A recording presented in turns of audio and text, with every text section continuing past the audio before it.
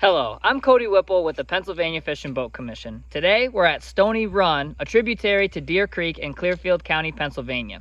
We're currently joined by a very special guest, Kelly Williams. Kelly is a Watershed Specialist with the Clearfield County Conservation District, and in this video she's going to take you on a tour of a project that they did to help mitigate the effects of abandoned mine drainage to Stony Run and ultimately to Deer Creek. Okay, so the first step in treating abandoned mine drainage is actually collecting the abandoned mine drainage. So this pond behind me, and actually the pipe that's coming under the road, you can see, across the road are a bunch of abandoned mine drainage seeps, and we couldn't collect each of those seeps, so what we had to do was wait until they all came together, flowed underneath this road, and came to what you see here. So it collects here, and the pipe that you see eventually goes underground and goes into our treatment system. But because this can have, it is open to the sky, and of course we get a lot of rain, we can sometimes have a lot of water coming under that road. So this ditch here is lined with limestone, and if we have a really rainy year and a lot of water that maybe the system can't handle, can't all get into the treatment system, that can go through this ditch so that it can safely get down to Stony Run and also pick up a little bit of treatment along the way. So now we'll go down into the treatment system and take a look at where the water actually gets treated.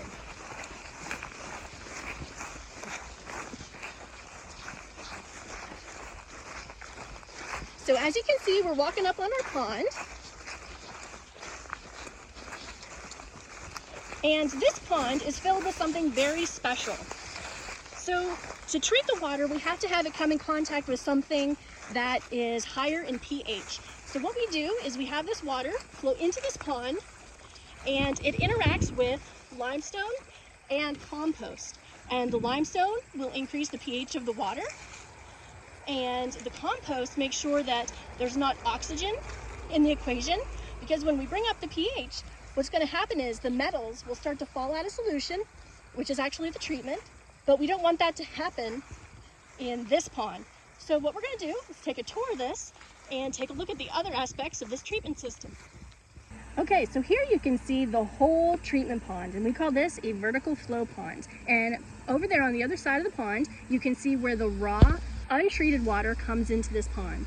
So earlier I had mentioned about limestone. So why do we use limestone? Well, the natural geology in our area is sandstone, and sandstone is really not high pH at all. It's actually low, and it doesn't provide a lot of what we call buffering capacity, or the ability to handle this low pH water. So calcium, as you see here, or limestone, is high in calcium.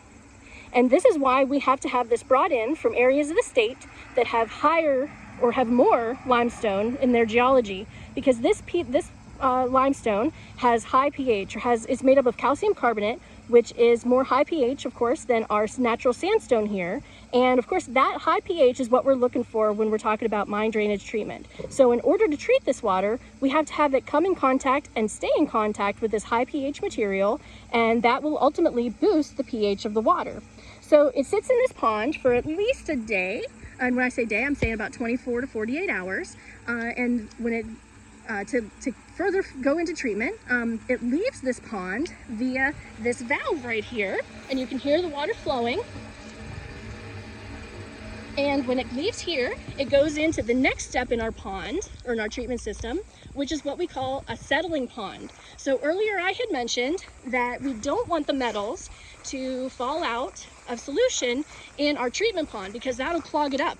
It'll take up all the space around this high pH limestone, and we won't have any more treatment. So we need to have the metals stay in the water until we get to our settling pond. And so this is the next step, and you can see where the water comes in here through that pipe. This is the next step in passive treatment system. So after the water is treated in the treatment pond, it flows into here, and there's nothing in here, no limestone, no treatment whatsoever. And the purpose of this pond is to allow the metals to fall out. And the reason we're having that happen here is because we don't want those metals in the stream if we can help it. We would prefer they fall out in this pond. And again, the water will stay here for maybe 24 to 48 hours, because we want as many of those metals to fall out as we can. And the benefit to these, not only do these allow an area for the metals to fall out, but this also can become very good habitat for frogs, salamanders, turtles, things like that.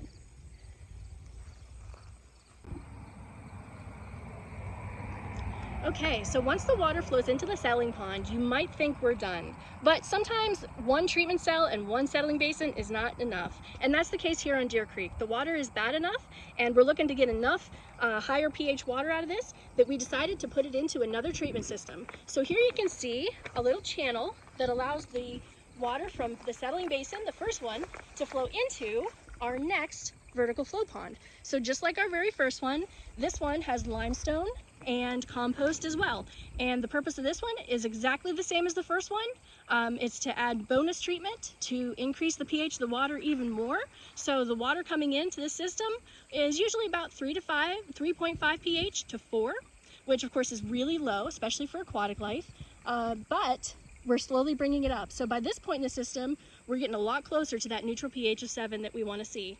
And of course you can see there's a lot of grass, and there's even some higher areas out here. And again, this pond, when I visit this, I usually find some aquatic life, like we're starting to see some bugs and other critters living in the system.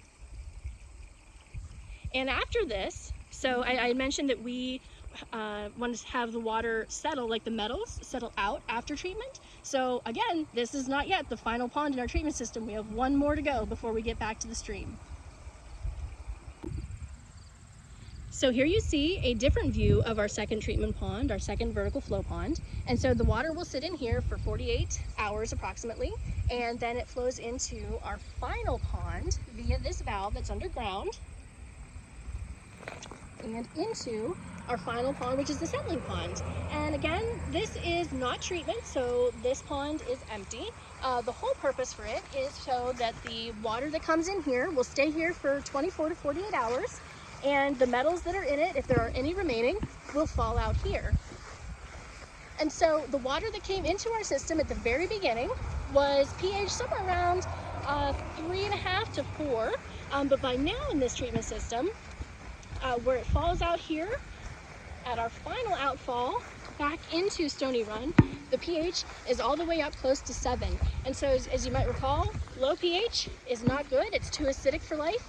But pH around 7 is neutral, which is optimal for life. And as you can see, unlike other spots in our treatment system, we don't have any red iron staining, and actually there's a lot of life here. You can see duckweed and some catty ninetails, and the water flowing back into Stony Run. And so as it went through our treatment system, this water really didn't have a chance, because it's in ponds, it's really low in dissolved oxygen. And so at this point, when it falls over this final little rocky area here and goes back into the stream, it aerates it so that when it hits the water, it now has more oxygen in it, which of course is important for aquatic life, for the bugs, and for trout.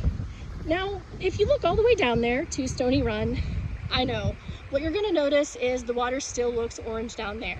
But you have to remember that AMD is a really big problem, not just here, but Clearfield County and Pennsylvania as a whole.